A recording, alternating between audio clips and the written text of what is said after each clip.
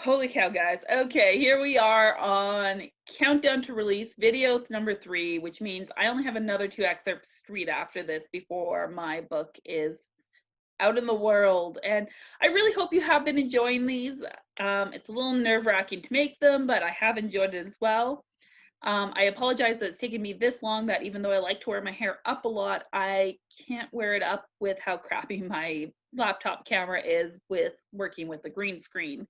And I really put a lot of work into the graphics. I know it might not look like it, but I really did.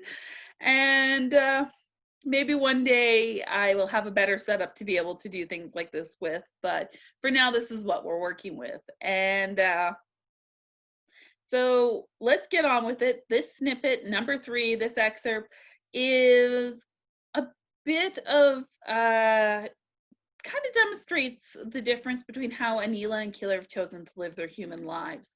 Keeler is a character I really do feel for. He has both a lot and a little at the same time. There's so much that he's missing out on, despite everything that he does have that other people don't. And for him, that struggle with relating to humans and the unwillingness to embrace his human life is something that you don't really understand fully until you get into the second book, which if you've been following along, you know that's going to be fairly shortly coming out. It's not going to be a huge wait for you to find out all these little hints I've been dropping and what that all means and how this all pulls together in the end. But without further ado, I do apologize. This is one of my longer scenes and I hope you enjoy it. Anila passed the mug across the table to Keeler. She had been barely able to hide her surprise at his unexpected visit.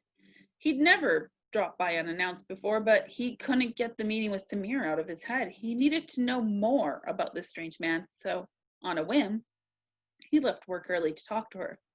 "What brings you by today?" Anila asked. "I've had time to think." Keeler sipped at the tea she had made and placed the cup aside. "Perhaps I should have been more willing to talk to your Samir. I wasn't the most forthcoming with him." "He's hardly my Samir," she chuckled. "Maybe you should have been, but I think he enjoyed meeting with you." "He was not what I expected," Keeler admitted and glanced around the house. He knew no one else was here because hers were the only emotions he could sense. "Where is he anyway?" "Shopping." Anila smirked, and he tried not to bristle at her amusement. "He should be home soon." "Ah." Keeler nodded, wondering how long he had. What he wanted to know the most was not a question he thought should be asked out of the blue. He needed to build up to that. "How did you become such close friends with him?" "Friends, family, same thing in this case." Anila waved a dismissive hand. "He's the closest thing I've ever had to family in this life. His parents were once my keepers. They were kind to me, a kindness that he shows to me as well. I watched him grow from a small boy to the man he is today." "I can't imagine knowing any one person that long." Keeler stared at his mug. He'd spent his life hiding what he was, moving around and moving on. Even now, as settled as he was, he spent much of it alone. Those few people who had close contact with him never stayed long. He made sure of that. "Now I have you. You're also my family, and I would like you both to know each other." Anila grinned. "One little happy family, yes?" Keeler shook his head. "I'm not sure it works that way. It would be nice if it did, but that is not reality I've experienced." "A girl can dream." Anila let her smile fade away.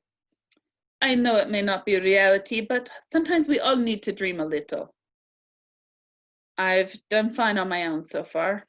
Keeler wasn't about to admit to her that for the first time in well over 1,000 years, his own hunger for a deeper connection with another being had been awoken. He was barely able to admit it to himself, even if it was the reason for his visit here today. "You've done okay, but you are living half a life," Anila chided him. "Start small. Stay for dinner." And that is the end of that little snippet of a scene there. As always, I hope you enjoyed that. Please leave questions below on whatever social media platform you're watching this on. And once again, I will try to answer as many, if not all, those questions on my September 7th release day video for you. Like, subscribe, share, follow, etc., yada, yada, yada. All right, thanks everybody. And whatever time of day that you're watching this, I hope it's a good one.